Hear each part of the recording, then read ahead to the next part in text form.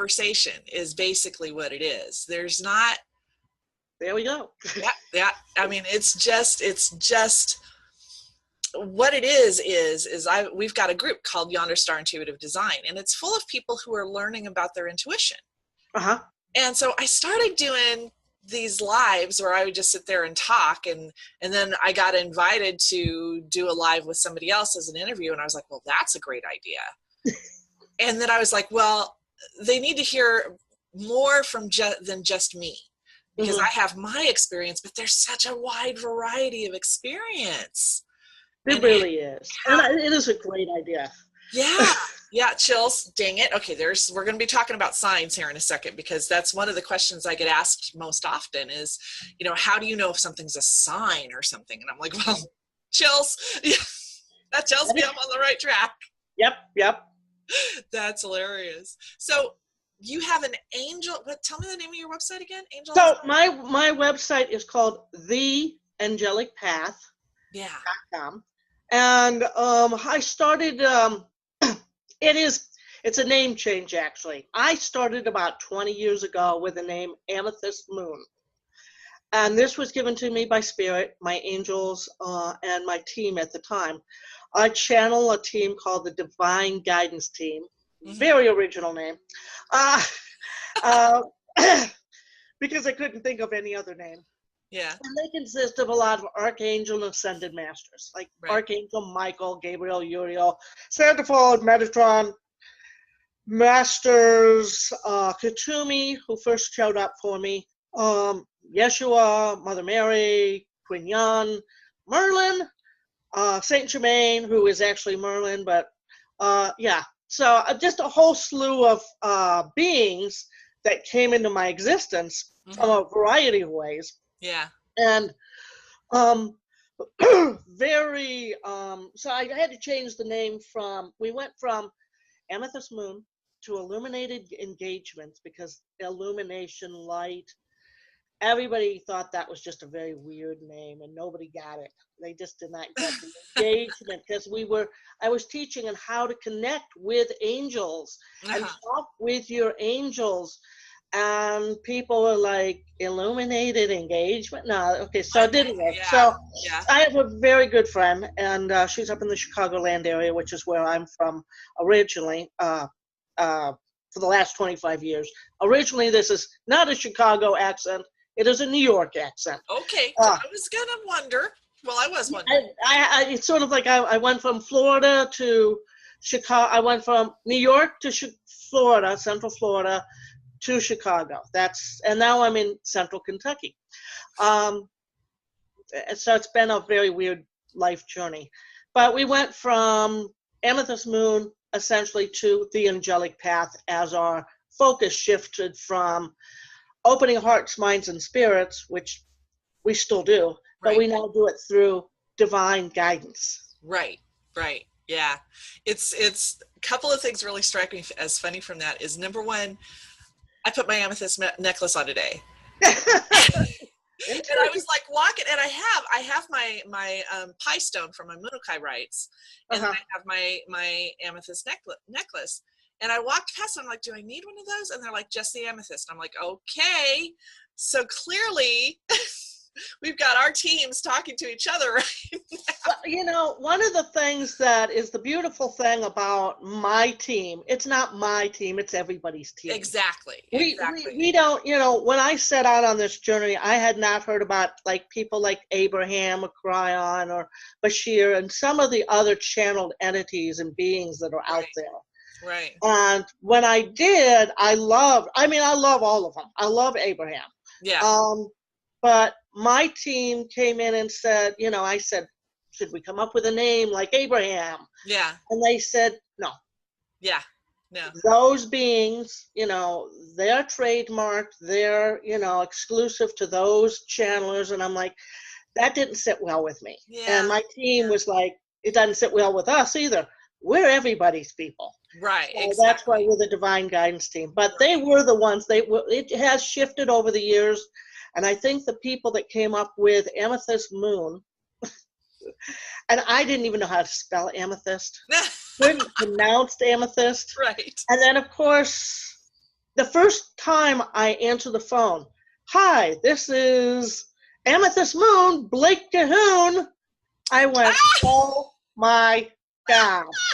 Which just shows you what a wonderful sense of humor angels and ascended masters have. It's so true, so true. Because Gabriel is like my main angel, right? And it's so funny because I'll be like down in the dumps or something like that, and then all of a sudden I get this picture in my head of him wearing an overcoat and throwing it off, and his wings pop out. I'm like, all right, I get it.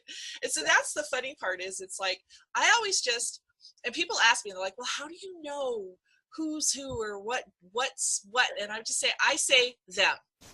I typically don't. If I really want to know a name, I'll say, who is this? But I don't. I just say it. They tell me. Yeah. And then it go on from that. Exactly. Yeah. Exactly. How did you first know, or who was your first? I guess that's a question. How did you meet your first guide? How did you know? Well, I was very much into ghosts and spirit guides when I was younger, and I studied at Casadega, and so I learned about mediumship. And I knew I was psychic, apparently from the age of 4. But when I went to a ghost conference in Alton, Illinois, very haunted city, I met up with a couple different ghosts. And during the course of, just as the ending of that, the Alton lies on the banks of the Mississippi River. I had never been to the Mississippi River. It was my first time. So it was very exciting to me. And I said, I want to drive along the Mississippi River. And I got lost. Very long story. It's outlined in one of my books. But I got lost. And I started praying and saying, help, to whatever, God. I do believe in God. I don't think he's a man sitting on a cloud. Right. With you. But, yeah. I don't think many spiritual people believe that. But I got lost. I said help out loud. And one of the things about angels is that you have to ask. Right. And I had a car clock that actually worked. And they said, I heard the voice in my head, 10 minutes. And now this was a different vibration than my spirit guides and my ghosts and things like that. I had already lost the ghost. The ghost stayed there, other than my father, who has a tendency to travel around, but he wasn't there with me. And they said 10 minutes, and I'm like, 10 minutes? Well, 10 minutes later, I found exactly where I needed to be. I was led divinely. And this felt very different to me. And this was just a few days, well, it was probably a little bit before 9/11. And I got out of that situation and I thanked whatever, but I knew it wasn't a spirit guide. I knew it was something else. And that's when Elijah came to me, an angel called Elijah, and he said, she said, you know, we want you to write a book. We want you to do this. We want to do that. You want blah, blah, blah. And I'm like, who are you? We're angels. And I'm like, what? And that's my adventures with angels. And I can tell the team is here now because I'm suddenly itching. Guys, come on, tap the energy down. Whenever they get around me and I start itching, it's because the energy builds up so much because they're so powerful. Right. But Elijah was my first introduction, and then we just sort of rolled from there. That was when we were still Amethyst Moon. It's been an exciting journey ever since. Yeah. It's been, I mean, just I've always had this interest, you know, like 20 years I've been studying personal development, and I actually just picked up a book that I bought early on by Gary Zukav called Seed of the Soul. And I have it on my bedside. Yeah, and chills again. And picked it up. And, you know, that was early, and he was talking about five sensory beings, and that we're to become multi-sensory beings. Yes. And so, you know, it's always been this, and it's been just like, I've always done angel card readings, and it's so funny because it's like all this time I'm doing all of this stuff. And I decided one day to just do 30 days of angel cards, and the angels were just like, trust us, this is going to be a thing, but you do this for you first, but do this, you have to do this. So within that 30 days, I kept drawing, you are powerfully clairvoyant. And I'm like, what? really? So now I'm like out. I mean, because I was very much in the woo-woo closet all by myself, just thinking I couldn't tell people about this, especially my mom. Oh my God, I couldn't tell my mom. And now that I'm fully out of the woo-woo closet and teaching other people how to do that, the funniest thing is I'll do these readings online, and I have no idea. I mean, half the time I have to go back and watch it to see what I said, because I'm like, what the hell? It's a lot of channeled material, actually. Yeah, and I'll get these hits, and then later people will be like, oh my God, that was so right. And I'm like, really? I don't think I'll ever stop being surprised. No, that's the magic of it. Yeah. Don't ever stop being surprised. It is the magic of what we do. Yeah. It's the, and I get that too, where people will say, even during the mini readings, yes, you're right on the money, and it's just a tiny little reading. And that's the magic. That's, I look forward to the comments. I do a live streaming show every week. And so I see the comments, and they go, yeah, oh, yeah, the card was this, and I'm doing this. You're right on the money. Yeah. This is the magic.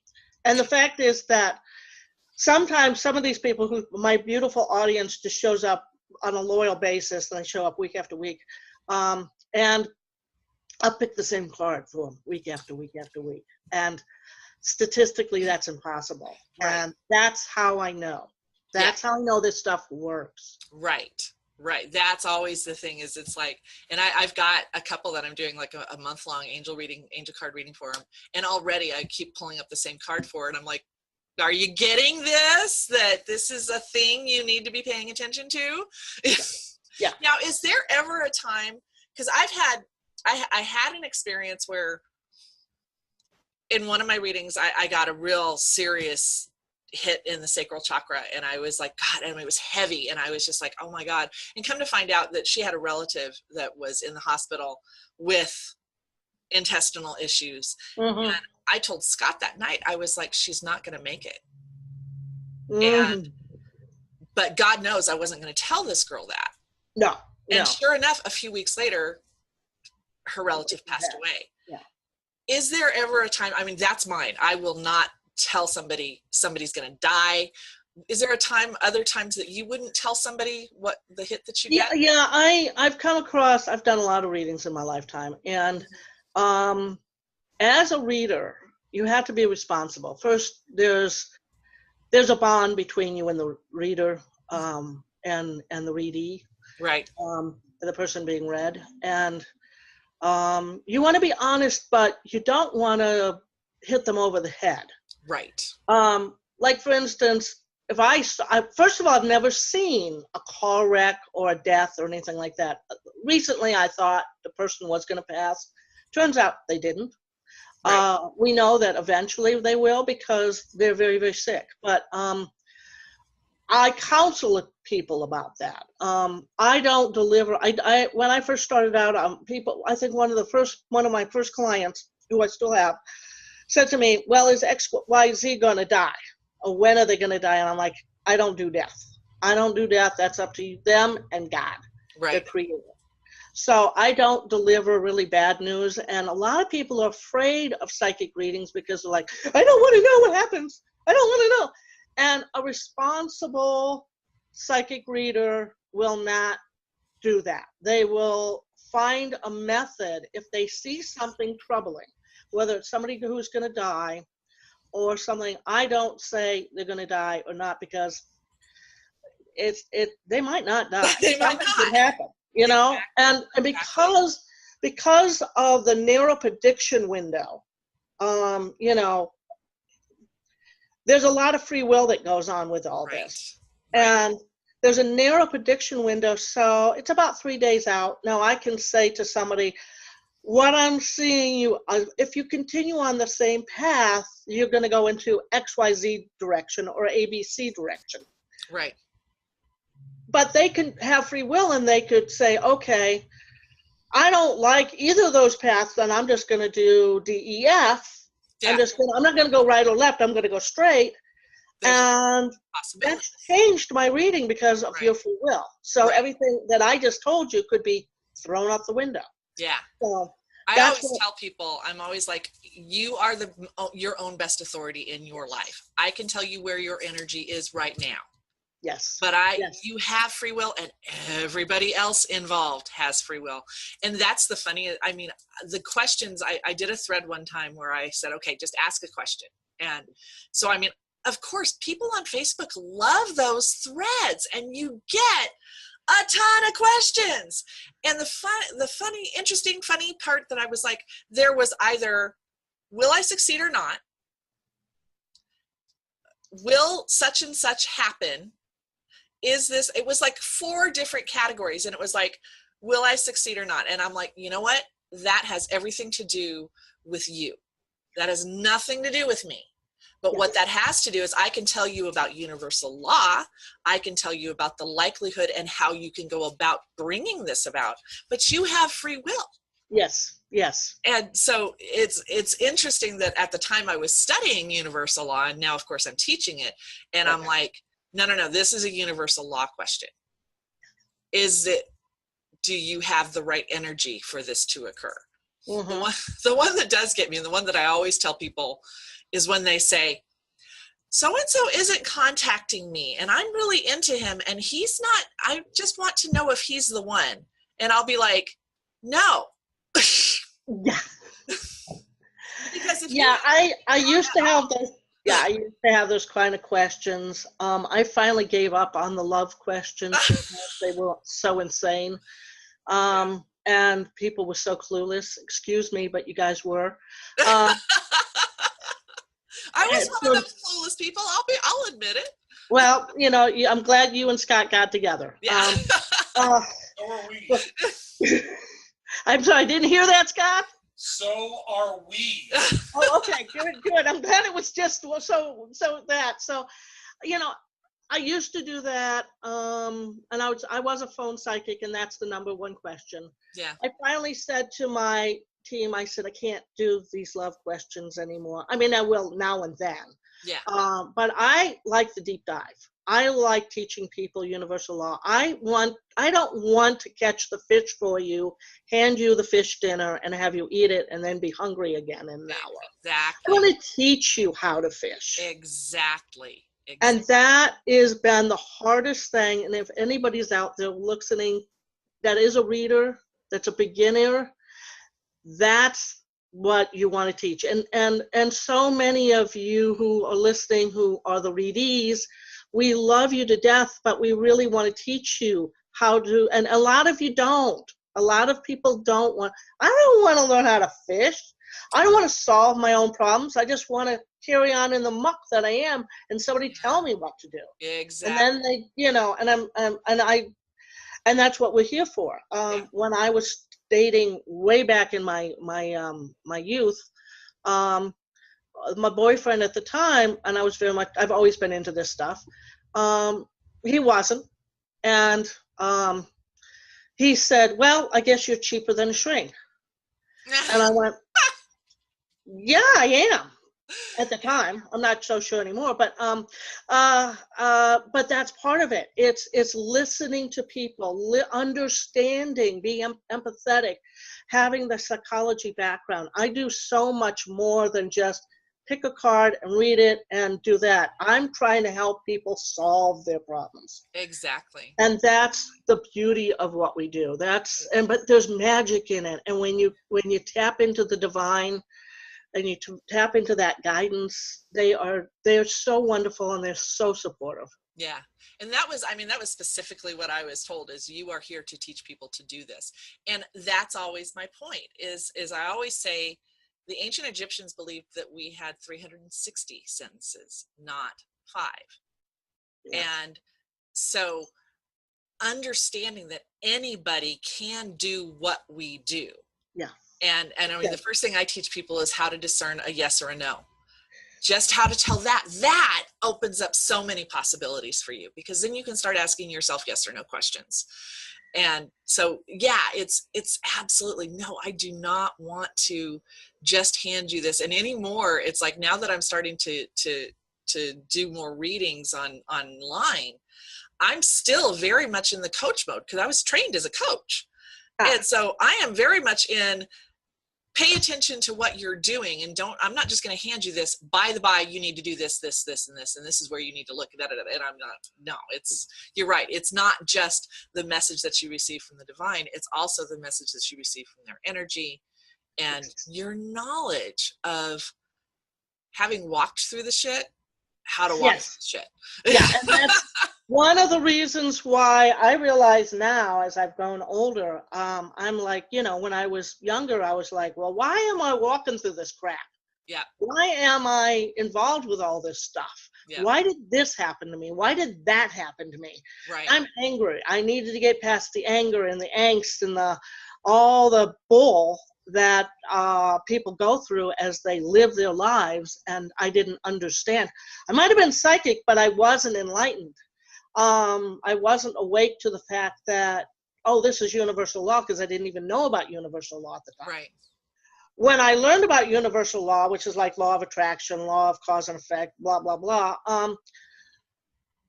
it opened my eyes and went, now I understand what I'm doing and why it's happening to me.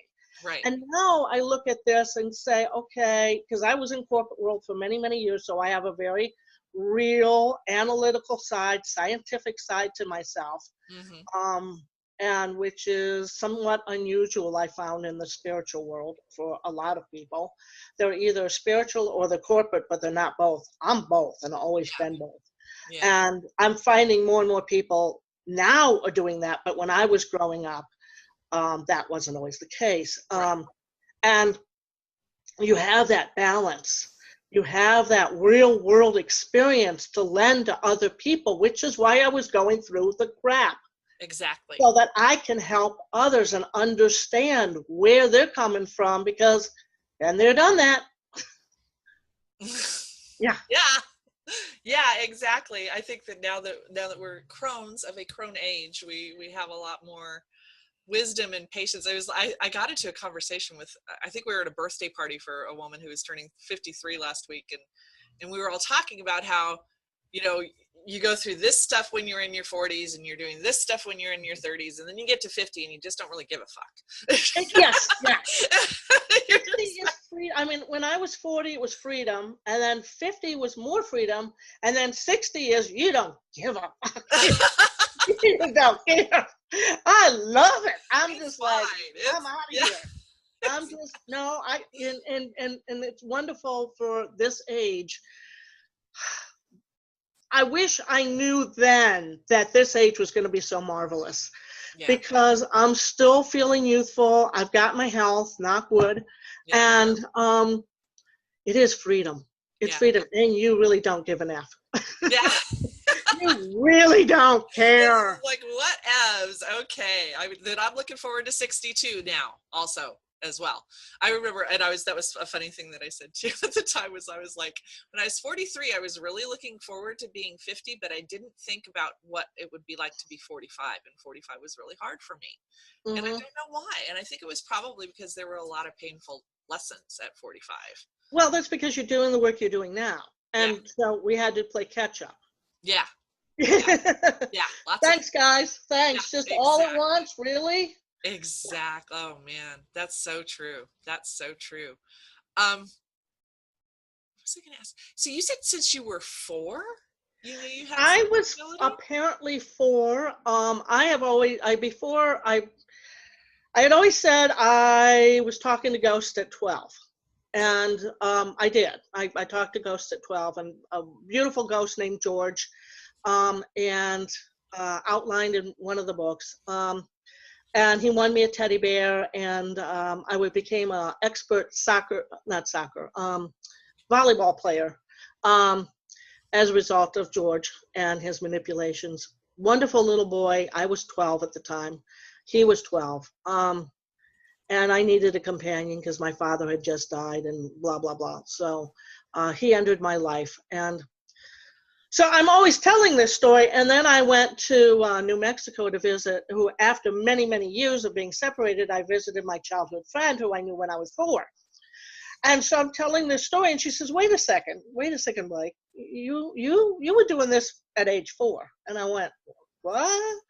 And she said, yeah, remember when we were sitting at the edge of a gully at the elementary school, and I'm paraphrasing here, and I was telling you about a murder. Now, she was very advanced, and why we were 4-year-old, 5-year-olds talking about murder is way beyond me, but this is the story she's told me, and I have to take her word for it. So she said, yeah, we were standing at the gully, and I was telling you about they had a body. They said that they thought there was a body down in this gully. And apparently, so the story goes, I said, no, it's not there. It's 3 miles that way. Wow. Now, I'm thinking to myself, how at 4 years old, when I could barely read, I knew about miles and how many miles, but now I recognize it was channeled information. I said, 3 miles that way. Yeah. And so apparently on the news the next night or the next night after that, they found the body 3 miles that way. Wow. And she told me that, and so now I'm like, oh, I guess I was doing this at 4. I do know that I was seeing ghosts before I was 4. Not before I was 4, but during the time we lived in Rochester, New York, and on a piece of property who had a house that was fairly haunted. We would get to go into this house when it wasn't being rented, and I could see people. And it was an old house. Yeah. I could see people, and apparently I was talking to people. Yeah. And so I've always been talking to ghosts.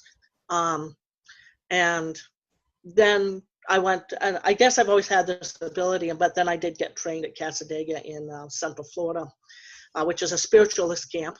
And it's attached to Lilydale up in upper state New York. And then I just kept studying. And of course, there weren't a lot of things to study with, but I did what I could. And then of course, the New Age exploded in the 80s and the 90s. And here we are. Here we and are. We're still talking about new consciousness. It's like, it's part of the standard lexicon of, speaking about energy and the law of attraction and, and all of that. I always hesitate to say the law of attraction because I'm like, universal law, there's more than just. Oh, I know. And people say LOA, I just say LOA. Yeah. When I channel the team, which that's my big thing now, is channeling the divine guidance team. I will go under, they will come through me, they will speak through me. I love doing that work. It's taken a long time to get where I want to be, but we do have live events and a show. But they always talk about law of attraction. That's their thing, is talking about law of attraction and universal law. They don't say, well, this is law of attraction and this is law of this is law. They just kind of combine the whole thing. And once you understand it, oh my God, that's the beauty. Yeah. It's like, you will wake up. Yeah. It's so funny. They keep telling me to ask you about Max. Max was a guide that came into me for a few days. And I think he was a Pleiadian. Okay. But it was so funny because I woke up one night and I feel this presence next to me, and it's like this tall dude, and I'm like, I have a new guide. And it was like he popped in for a few days and then he was gone.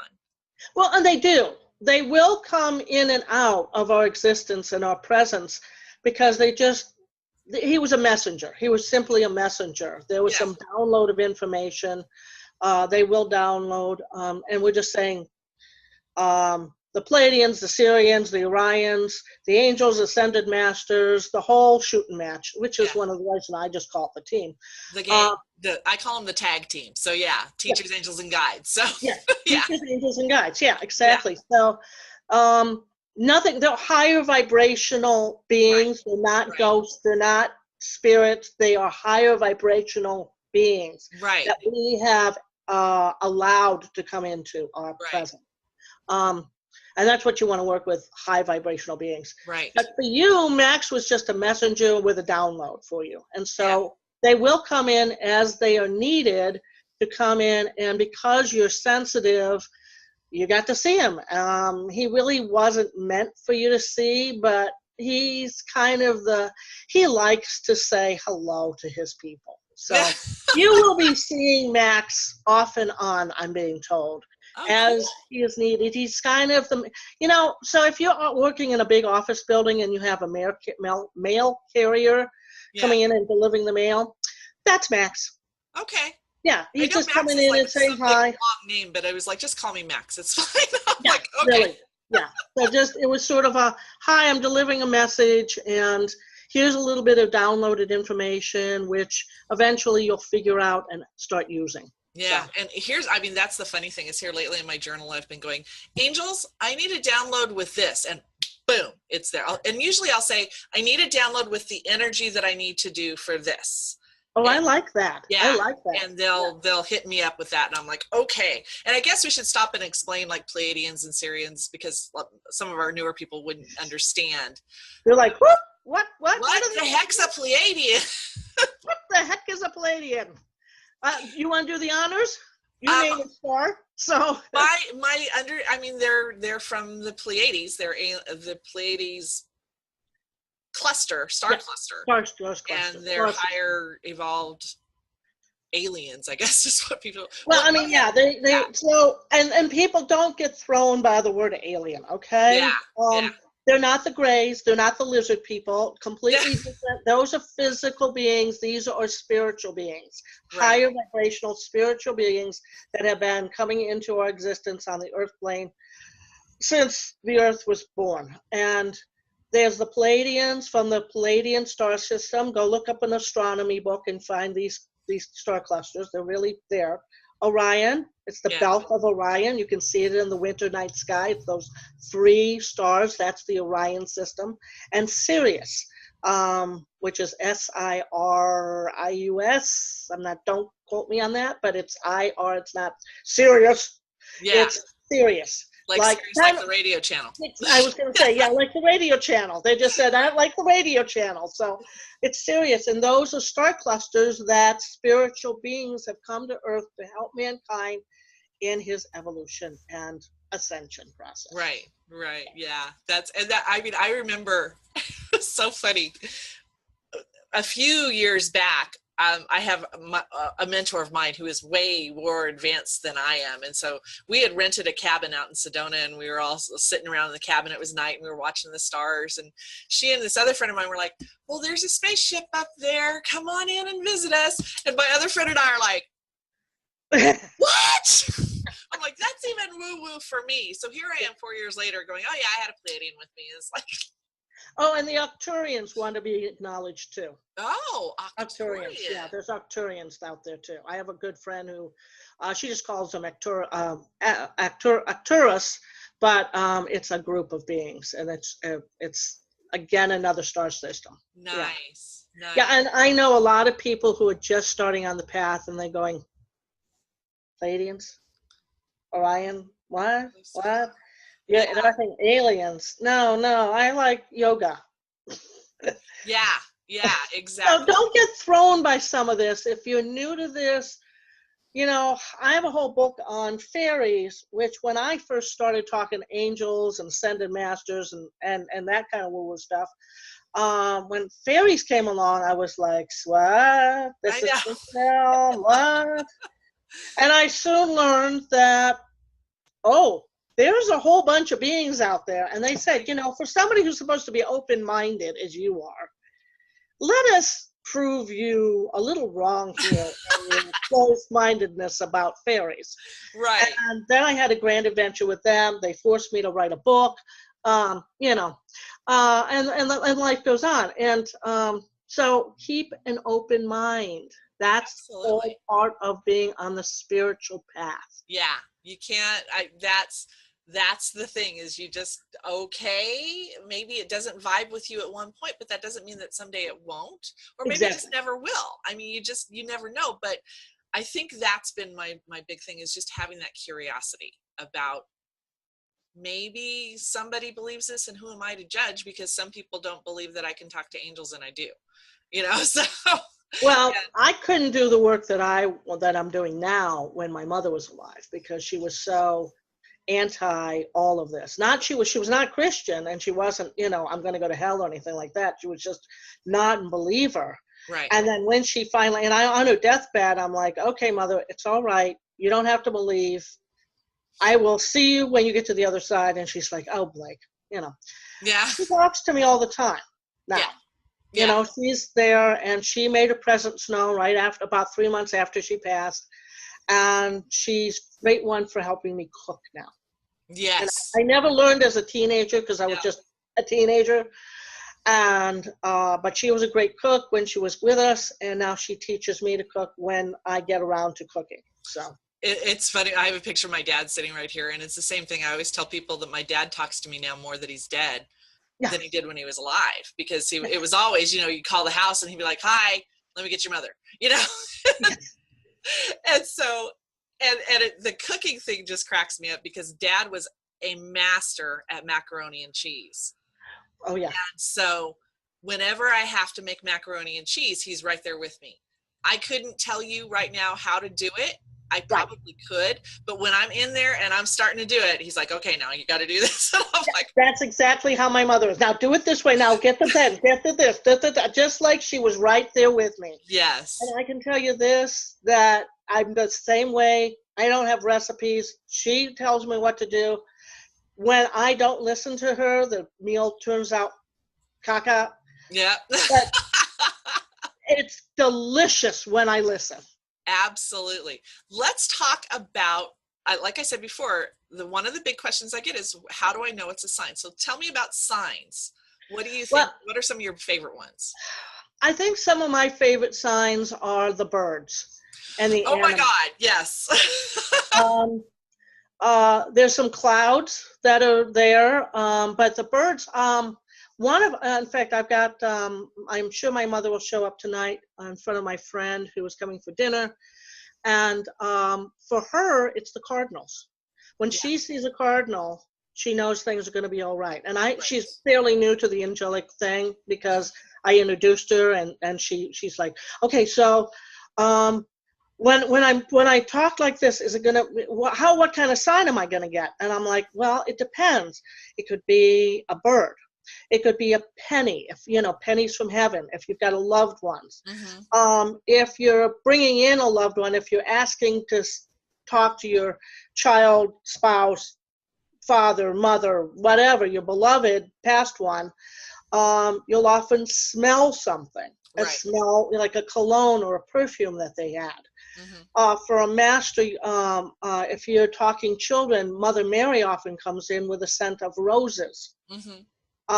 That's a sign. So you have smells. Mm-hmm. Also, angels will show up as little sparkles out of the corner of your eye. Right. When you start opening yourself up psychically, and I know you know this, but you'll start seeing things out of the corner of your eye, in your peripheral vision. And then as soon as you look that way, it's gone. It's gone, yeah. And you're like, I got to stop. And there's actually a quantum physics theory that applies to all this. Right. Study, if you want to know metaphysics, study quantum theory. Right. You don't have to be a theorist or a Sheldon Cooper, but pick up a general thing. And this kind of stuff is explained because if you look at an object, a moving object, it will disappear in quantum physics. We were having this conversation last night. Yeah, absolutely. And then the birds, it cracks me up, because I've taken to, instead of going on Facebook first thing in the morning, I go outside and sit on my patio and write in my journal. Oh, good for you. Good for you. Yes. And I got to see a beautiful sunrise this morning. But the thing that cracked me up was, you posted on Facebook. Which I posted on Facebook, right? But I'm sitting there and I was kind of puzzling over, because I'm really working on, I'm now aware, okay, I've got this energy this is kind of a lack of energy. I'm focusing on lack. I need to not do that. And so I need to work on it, having a different energy. And as I'm writing about that in my journal, a blackbird swoops down. And I was like, okay. And not only swoops down, but starts making noise. And I'm like, okay. And then pretty soon crows are flying across. And I'm like, thank you. I get it. Okay. Because crows to me are magic. That just tells me magic is in play. And the blackbird, I think I looked up the symbolism of a blackbird, and it was talking about transformation and change. And so, I mean, doves, love, of course. Eagles, anytime I see a bird, like one time I was on a second floor and a hummingbird flew right up to the window, and I was like, well, that's interesting. So birds are huge for me. That's Yeah. a big sign for me. But yeah, I mean, I think it's like, people look for, the more sensitive kind of signs, but there are signs everywhere.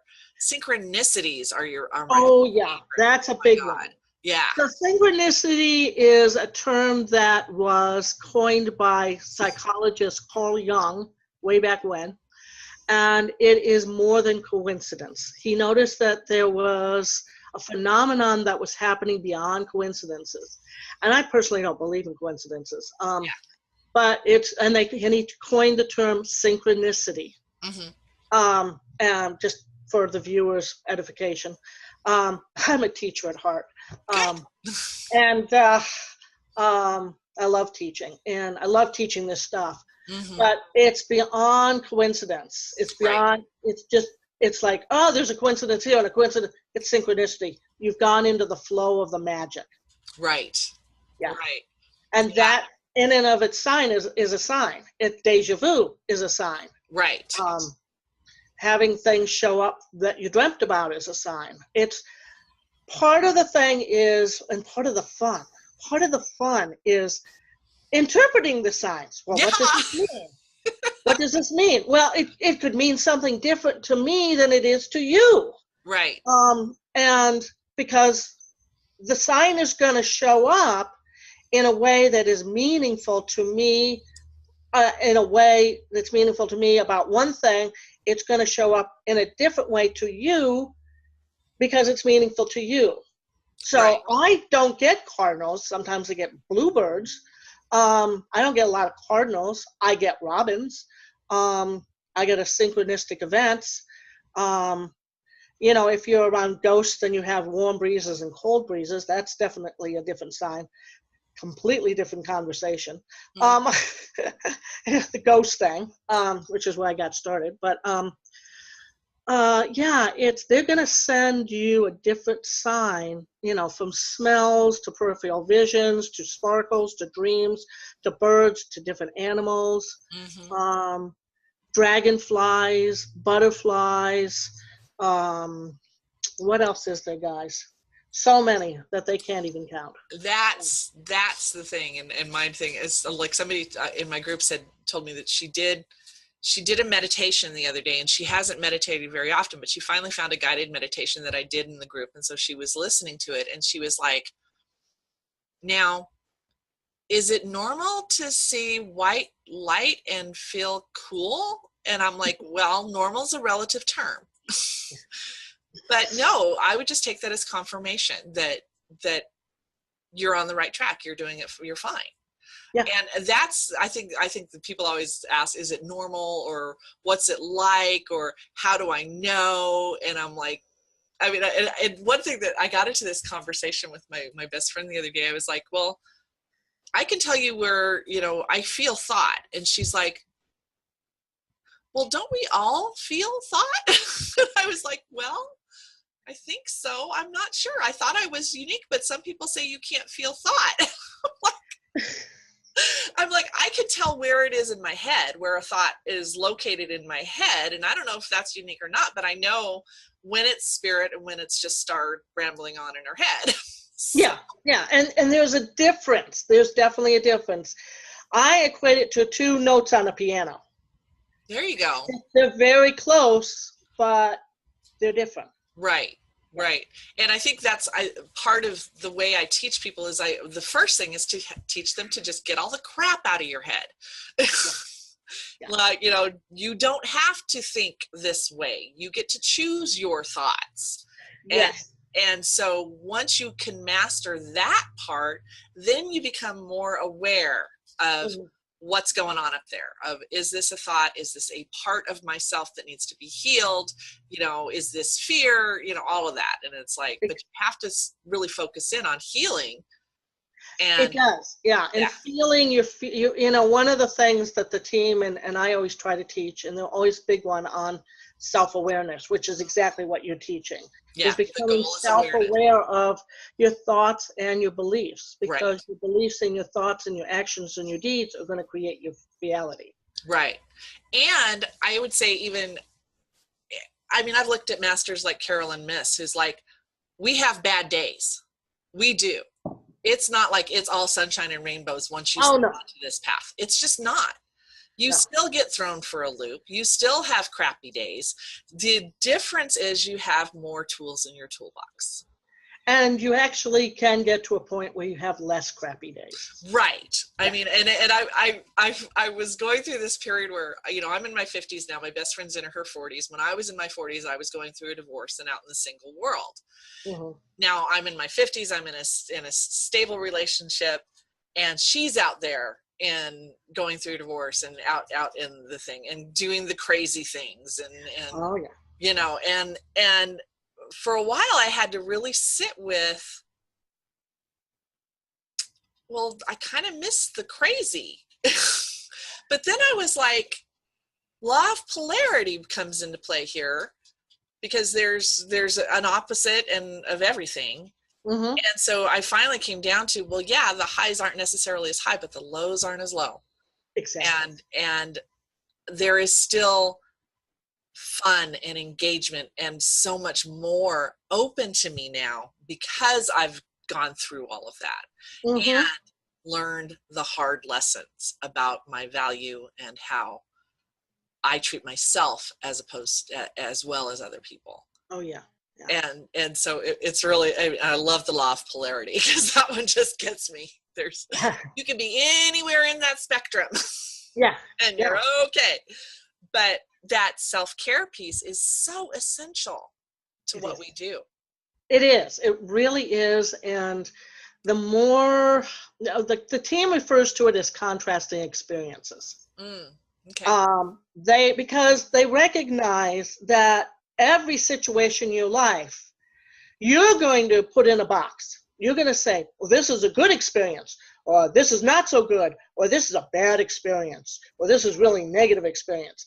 But they're all experiences. Right. And they're all contrasting, and they're all there to move you along and allow you to grow and expand.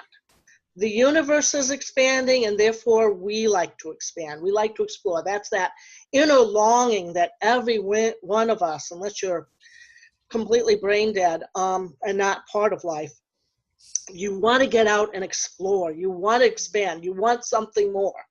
Whether it's running to the store and buying a bunch of material goods and becoming a hoarder, or going and climbing Mount Everest, we all want to have more.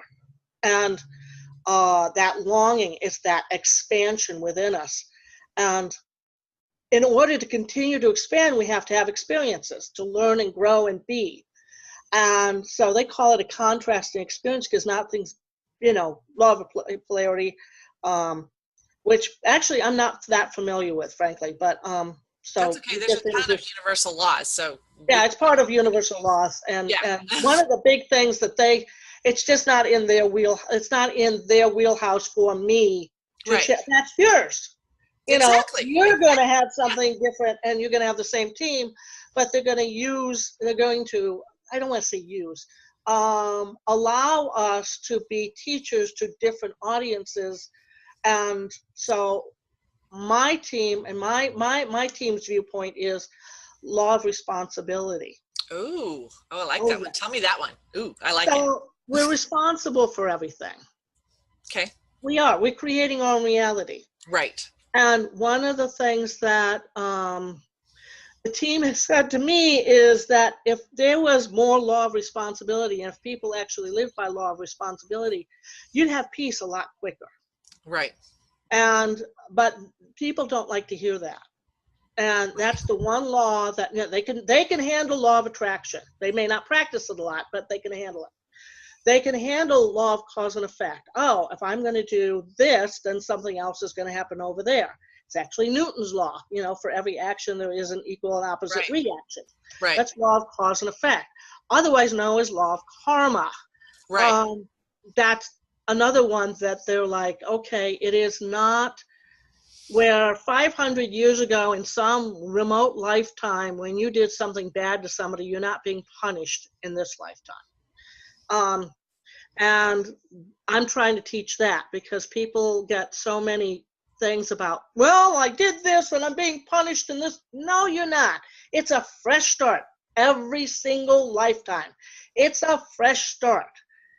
Now, are you influenced by things in your past? Yeah.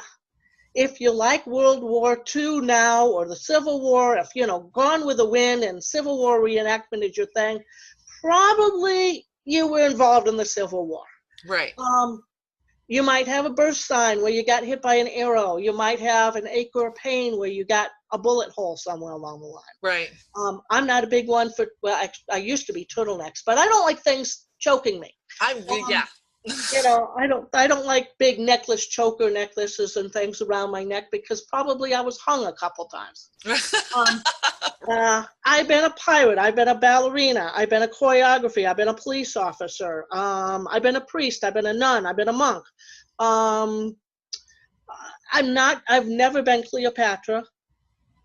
None of us have been. I mean, you may one or two. I know a couple of people who think they were a disciple of Jesus's or Jesus. But law of responsibility says you've got to be responsible for your own life. Right. And everybody is out for the blame game. Well, I didn't do it. I'm this way because my mom told me this way. And my dad treated me this way. And okay, and how old are you? Right. Well, I'm 70 years old. Well, have you been able to get past some of that stuff? Obviously not. Because you're not responsible. You're not taking responsibility.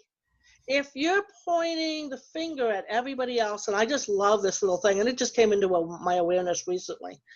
If you're pointing the finger at somebody, look at how many fingers are pointing back at you. Right. So if you're pointing there, start looking at what you're pointing back at. So exactly. That's the law of responsibility, is that you are responsible for creating your reality. Right. And people don't want to hear that.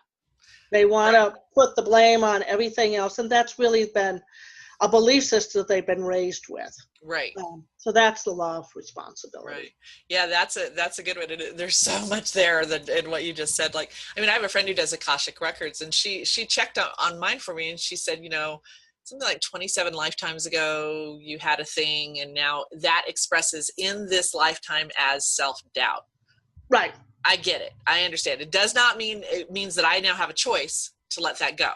Exactly. And it's just not a punishment. Right. It's not a punishment. It's not a punishment. It's an expression in this lifetime.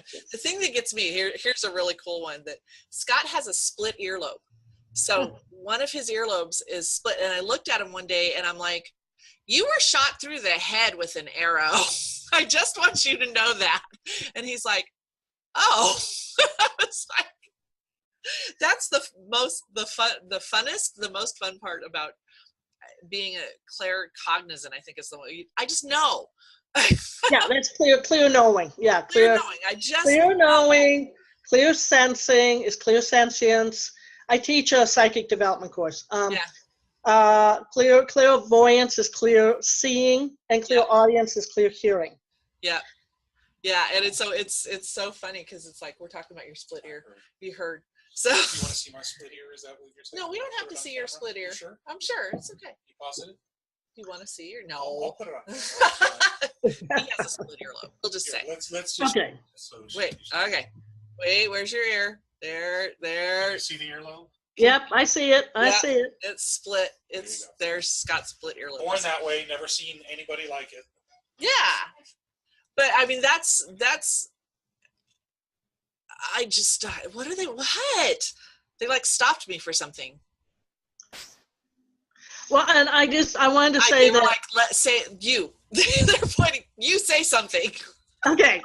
So I wanted to say that I do. You do. I do whack-a-do. And you can get a little wacky in this kind of profession.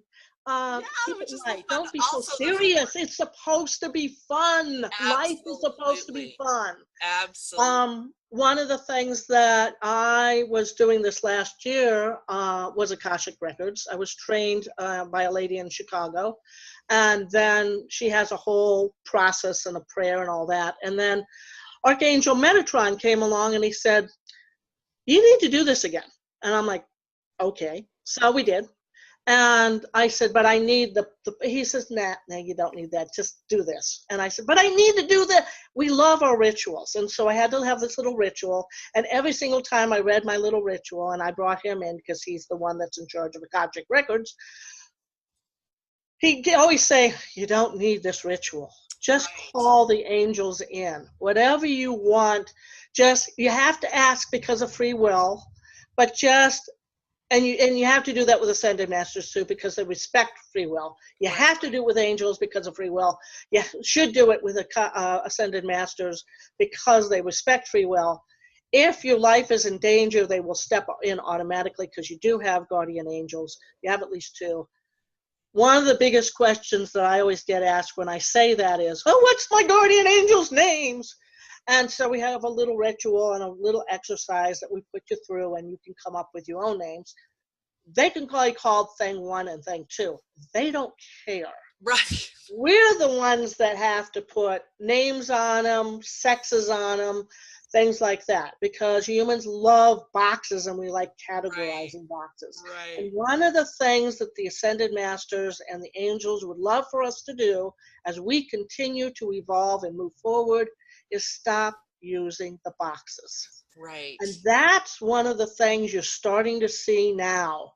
You're starting to see people opening the boxes and saying, okay, you're not this, you're not that, you're a human being.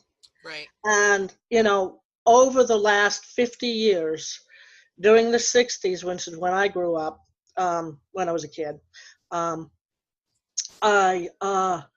the 60s was the dawning of the age of Aquarius, and we're still moving into that, where we are unleashing those boxes. It's not restrictive.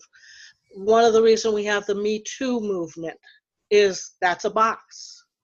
And women are now starting to get empowered. That's the divine feminine. The LGBTQ They keep adding ABC, no offense intended, over the last 50 years have become much more accepted in today's society. That's a box that's been removed. The civil rights movements with Dr. Martin Luther King, that was a box. It's being removed. Notice I say being. We've got a long way to go with all of those boxes, but we've made some headways. And that's what we can look forward to in the future, is more inclusion instead of exclusion. Right. It's more love instead of hate. It's more acceptance instead of fear. There's going to be a contrast in the meantime as the old paradigm clashes with the new paradigm, and people like to cling to their boxes. And we're seeing that now, big time. Exactly. And that's why we're seeing it. And we're going to keep seeing it for the next 200 years. Right. If you study early Christianity, which is 2,000 years ago, which is when these cycles happen, they're about 2,000 year cycles, you're seeing the end of the male hierarchy and a more balance between sexes as we go forward into the next 2,000 years. But we're at the very beginning of this, and so there will be tremendous clashes, tremendous struggles. We have a very controversial, whatever side you're on, we do have a controversial political situation going on right now, but we need that. We need very contrasting situations, because humans learn best when there is extreme contrast. Right. So whatever is going on in people's lives, look at what it is that you're trying to learn and grow from. Right. And the team hates the word learning and lessons, life lessons. If by happenstance you happen to learn, but you're there, really it's there for a growth process. It's a growth process, not so you're learning life lessons. It's there to help you grow. Exactly. It's an evolution. They call it evolution, expansion. They don't like the word ascension because that implies mastery. And if you're human on this earth, you're not a master. There's a reason they're called ascended masters. They're ascended to that mastery level. If you're listening to my voice right now or watching me, I'm not a master. You're not a master. We're still growing. We're still students. We're not at that. And so I don't like the ascension moniker placed on that. They call it evolution. And it's not Darwin's evolution. It's mankind's growth and womankind's as humankind's, as we continue to expand forward and move forward and become more tolerant, peaceful, loving beings. Wow, they really did want you to get that out. I'm so glad you did. That is a great way to end our hour. I love that. Now, well, that's what I do. I have a tendency to channel just sitting here and being me and channeling at the same time. Of course. And it's such a wonderful, it's been a joy spending, I knew this hour would go by so fast. Thank you so very much for having me. Do you want to tell us about any special things you've got going on? Yes, my website is called www.theangelicpath.com. There's actually another angelic path out there, but it's the angelic path. Angelic path. We have lots of books. How many books have you written, by the way? We have lots of books. Wow, lots of 2, books. 3. And then we're in this book. We're in another book. I'm in the middle of writing another book. We have lots of Divine Guidance Team products. Sweet. Videos. And we actually having this wonderful exclusive membership program. It ends today at midnight. It's only $47. You get like $500 worth of value. Plus, we just put together a monthly journal with a monthly message from the team, an angel from the team, a card reading from the team. It's $47. Head on over there and check it out if it's something anybody's aligned with. It is ending tonight. I don't know when this is airing, but it ends midnight at June 15th, midnight. Otherwise, it costs $325. Wow. $500 worth of value, probably $700 when it's all said and done with. But you do get a free annual subscription to this monthly PDF journal that we send out. And the first issue you get right away. And we have an Angelic Wisdom live streaming show. We teach in the first half hour. We give you 5 minutes worth of letting you know what we have on our books at the moment, teachings and products and services. And then we have mini readings. Yeah, that's how I deliver it. We just like catchphrases. The first time I started doing this little thing, and now I can't get away from it. It's just so funny. And everybody goes, is it time for mini readings?